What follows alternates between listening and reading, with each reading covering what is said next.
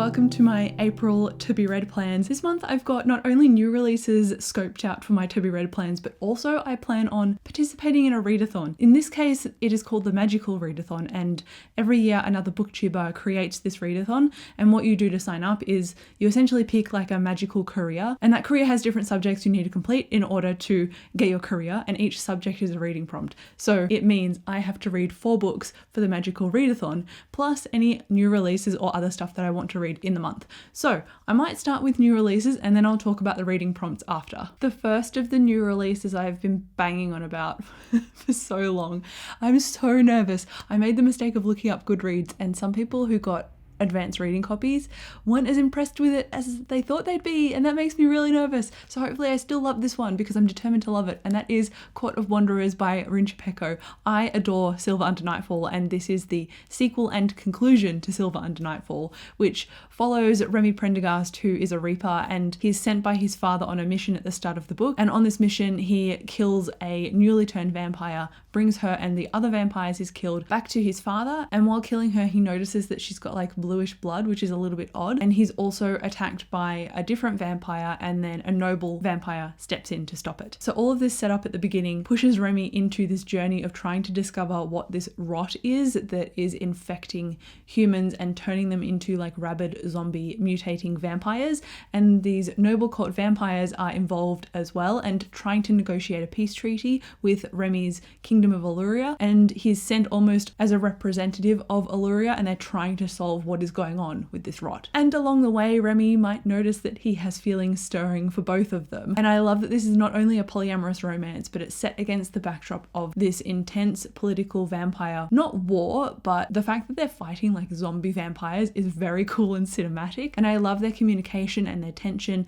and how the plot developed. And it's just, I've read it a few times now and it's one of my favorites of all time. So if Court of Wanderers coming out on the 2nd of April doesn't hold up, I'm going to be basically heartbroken, and I don't know how long my reading slump is going to last. Then we've got The Familiar by Leigh Bardugo, which comes out around the same time in April, and this one is not the dark academia I thought it was. It's a historical fantasy, and it follows Lucia, and she is forced to use her magic to better her poor family's status in their village. There is also currently a war going on, and her magic is noticed by the king, and he brings her on to help service his troops against the war and kind of reinforce them after their recent loss so that his defenses are stronger. The synopsis says that she is plunged into the world of seers and alchemists, where the line between magic, fraud, and science are never certain. I'm not looking forward to this as much as I thought I was, given that it's not a dark academia like I thought it was, but I think still historical fantasy. Sometimes I like it and sometimes I find it boring. So this release is on my radar, but not as high up as it was before. I'm hoping that the morality of the characters and the darkness that I've seen Leigh Bardugo go to will make this book intriguing. Then we've got Late Bloomer, which comes out on the 16th of April, and this is not nearly a fantasy. It is a contemporary sapphic, so female-female romance,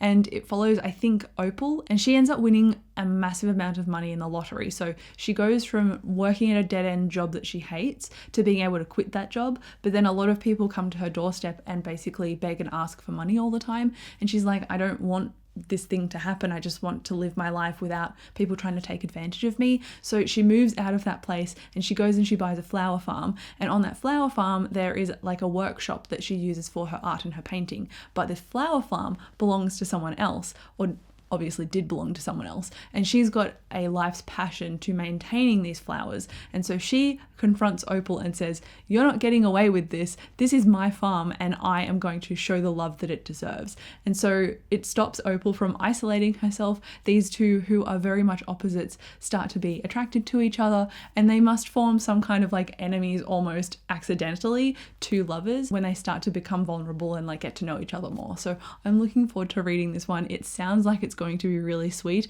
and it's definitely very much different to like a vampire apocalypse and a historical fantasy. Okay, now I will get into the readathon prompts. So for the readathon, the career I've chosen is healer, and with healer there's 4 reading prompts. Like I said, some of the other careers have like 8, which is just a bit overwhelming for me given that I read roughly like 5 to 6 books a month. So I think healer is, quite good. The first prompt is elemental studies, which is light on the cover, and I have very loosely gone with something that I already own because my to To Be Read pile is so small, I'm really trying to like mush it. So this might be like a square peg in a circular hole, but I don't care. I'm going to try and mush it in there anyway. And that is the Fragile Threads of Power.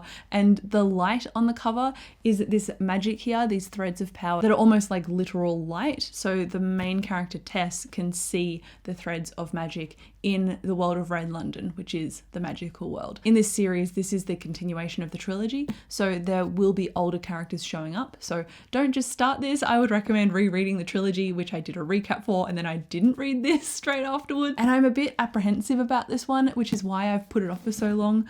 But honestly, I think I just need to dive in because that is how I'm going to figure out whether I want to finish it or not. I need to know what the hype is about. And I hope that this storytelling has grown from her original trilogy because I didn't love that as much as I thought I did on a reread. I just hope this is good. The next prompt is Alchemy, which is a circle on the cover. And again, I've pulled a book off my To Be Read cart that I have been planning to read for a while, but just haven't gotten around to, even though it's not necessarily very long. And that is Crucible of Chaos. So on the bottom here, there are circles. There's a circle here. There's also a circle at the top. And Crucible also means like a half circle. So I feel like this one fits the prompt more so than the light source on Fragile Threads of Power, but I'm going to roll with both of them anyway. This one also is a continuation of a long-standing series, so the Greatcoats series starting with Traitor's Blade really sets up the foundation of this. I saw that if you read this one, it contains immediate spoilers for the previous series, so don't start this one on its own unless you want to be massively spoiled for Falkio's story, which you don't want to be spoiled for because it's a great book. So I'm looking forward to trying this one. I've had some hits and misses with this author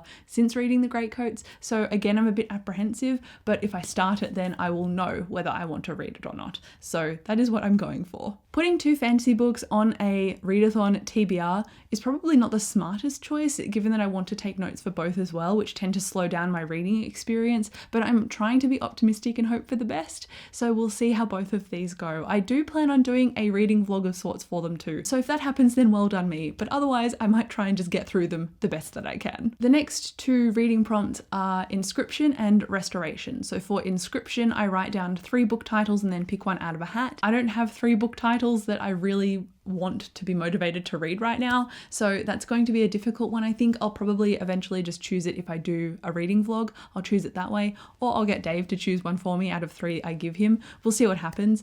And then for Restoration, that is read a book that you think could cure a reading slump, so I'll either go with something short or a reread. In all honesty, if I went for a reread, I was probably considering this one by Becky Chambers, which is To Be Taught If Fortunate, which I loved but haven't read this in years, and given how it's a novella, it will be pretty quick to get through. I know that it follows 4 people who go on a massive, very long space expedition, and they're trying to catalogue different things about these worlds that will be viable to a human population, while at the same time they're very removed from Earth because it takes them a period of a very long time to send messages back and forth. So it's very much about how these 4 characters are very reliant on each other but are healthily aware of boundaries, and it's got Becky Chambers' very strong found family vibes to this, and I like those found family vibes. I think honestly this could cure a reading slump because it's so lovely. Becky Chambers will always be able to cure my reading slumps. I think it is perfect for Restoration, although I'm not exactly sure if I want to reread it, like the mood might not be right. So will I just pick up an audiobook that's short that comes up on Libby? Will I read an ebook instead on my Kindle? I'm not sure, but this is going to be the stand-in until I can actually choose something else, if I end up choosing something else. But therein ends my to be read pile for April, for both the Magical Readathon and April in general. I think I will listen to a bunch of different audiobooks during that month as well, and hopefully start my reread of The Way of Kings, which I talked about in my March to be read video, but whether I get to that soon or not, I'm not super fussed because I know it is a reread, so I know all of the content already. So really I'm just trying to be led by my mood. I'm really in a massive reading slump emotionally right now. I'm really struggling to latch onto new books. I think the problem is I haven't had many 5-star books this year unless they've been a direct reread, so I'm struggling to find new books that I absolutely adore. That's why partly I'm nervous about The Court of Wanderers. I'm like, please be good. But anyway, I should stop rambling. Let me know how many books you want to read during April, and if you're participating in the Magical Readathon, I would love to know. But thank you so much for watching this video. I'll come chat to you down in the comments, and I'll see you in my next video. Bye.